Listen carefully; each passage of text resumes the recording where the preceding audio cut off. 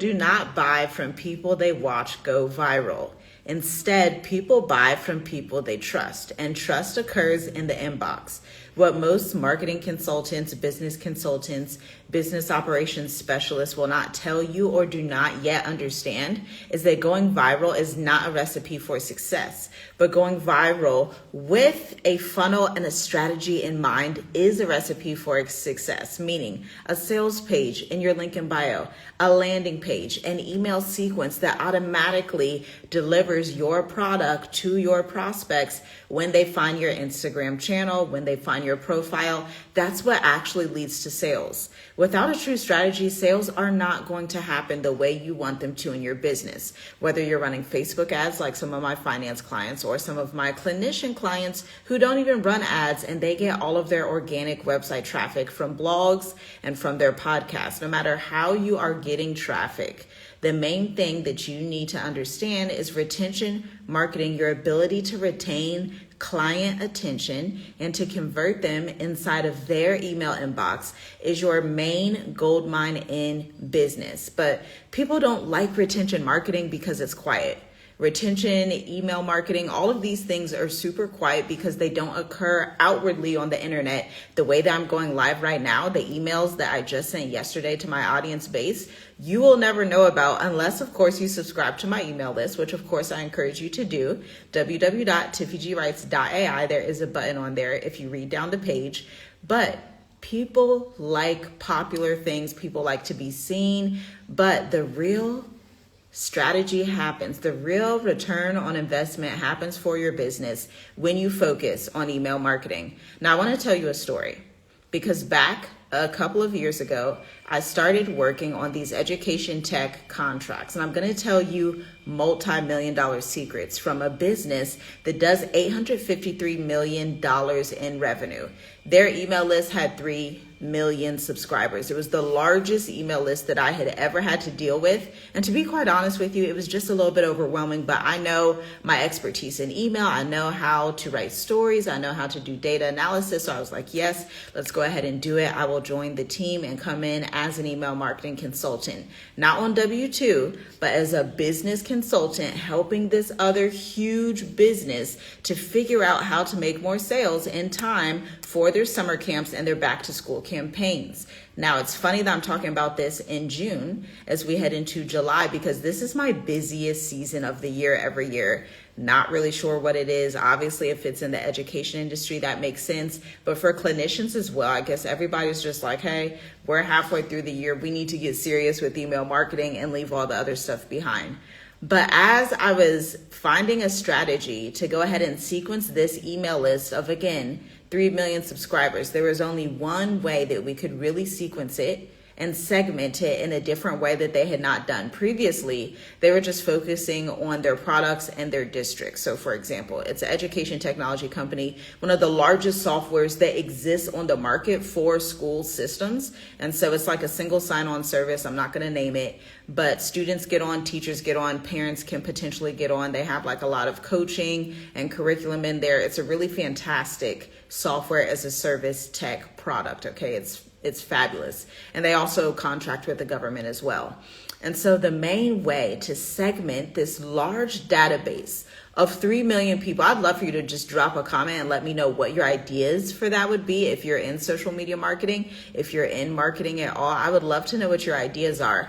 But what we ended up doing and what I ended up advising is segmenting by geography, meaning each state, because they serve all 50 states, Virginia, Ohio, California, Florida, Tennessee, West Virginia, New York, segmenting specifically by the state. And then you can split the list further into duplicate lists. Okay, so if the list has 3 million people, we segment by state and get 50 segments, and then it's still too large and you have like 60,000 subscribers on one segment of the list, you can still split it and duplicate it further. As you can imagine, this requires a team. This is enterprise level marketing. This is enterprise level email marketing. A lot of you who have gotten a lot of attention, gotten a lot of traction, run Facebook ads, have a popular podcast, a popular blog, or a popular media channel, you have gotten an email list that you now need to segment. So there's a lot of people that are on your email list. thousands, tens of thousands, but you're treating it like it's not an enterprise email list. And that's your largest problem in business. And it's one of the most consistent things that I've seen this year for whatever reason, because the new ways of creating content, people are really enjoying the short form content. And so you can amass a lot of subscribers, especially with ManyChat. But a lot of these entrepreneurs and businesses, their open rates are exceedingly low. I talked to one business owner, her open rates were at 11%.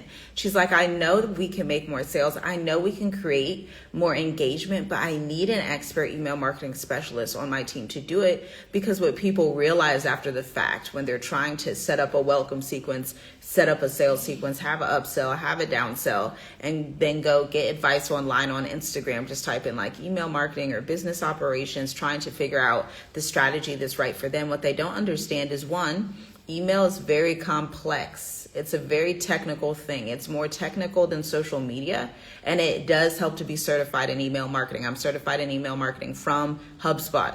Okay, HubSpot is like #1 CRM, #1 for doing business, all of those things. That's #1. It's very technical. It's very complex. #2, the email strategy that somebody else uses maybe should not be used for you. Okay, so I'm telling you about a tech company, but think about this. If you own a coaching practice, if you own a therapy group coaching practice, if you are a tax relief firm, if you are a Facebook ads agency, what's working for this company will not necessarily work for you, although you can pull gems and you could say, well, maybe I want to segment by geography as well, but you'd have to go through an individualized email marketing diagnostic assessment, like a business audit, to see how many subscribers are on your list, what they open, what they click, what they're not interested in. What is your subscription rate? What is your unsubscribe rate? Do people stay on your list? What's your retention rate? What is your click to open rate, right? This is a number that's actually the open rate divided by the click rate. It gives you a better gauge of engagement rather than just your average click rate. And so you have to go through all of these things, and you have to go through this process to understand how to even create an email marketing strategy. Like, there is no world where you have an email service provider and you have thousands of subscribers, but you do not audit to see what's happening, even in social media marketing. And you may know this if you have a social media marketer on your team. When they started with you, they probably audited your social media. There's no world where you don't first go through and audit your social media. This is exactly what we're doing in the Copy Intensive July 16th. And yes, this is strategy that is used for my clients across the board. This is why my clients have gotten $31.9 million to date collectively. Thinking about serving companies that are that big, that do $853 million in revenue, but then also companies that are a little smaller that may just do $500K in revenue, or they may be newer. They may be a super small business that just went viral. A super small business is like, I just need to start somewhere. And for that, I always prescribe a welcome sequence, okay? This is what we're talking about in the copy system. This is what we're executing in the copy system so that you can at least start. You don't have to be a total corporation, have an entire marketing team, but you do need a 5 to 10 welcome sequence that's automatically going to sell your offers for you, okay? For example, for my business, people will book a call and then they will automatically get a welcome sequence, okay? That goes over my entire product suite. And I focus it. It includes case studies. It includes blogs. It is a true elite content marketing strategy. And that's what you need to do if you want your business to thrive in 2026. That's, of course, up to you. That's your prerogative. And then another thing that people miss out on, and I was talking to a client. She is a marketing agency owner. She works with therapists, okay? Like, her whole business is only focused on therapy practices. And we work together. We collaborated on projects like website copy, homepages, all of those things. And while we were on the phone, she was talking about how, hey, as a marketer, I know that my homepage and my website have to be top tier before I launch anything, right? So if your homepage is not updated with sales copy, and when I say updated, I'm not talking about you had ChatGPT wrote it, or you had like a virtual assistant, or you had a junior copywriter. Like, is your homepage sophisticated enough? Is it specific enough? And if you want some examples, go to www.tiffygwrites.ai. You can visit my portfolio, but then also my services section to see how to properly write a sales page, a services page that is having that main aim of converting clients, not the main goal of looking nice, looking pretty, or delighting people, but the main goal of converting clients, going through a client readiness process.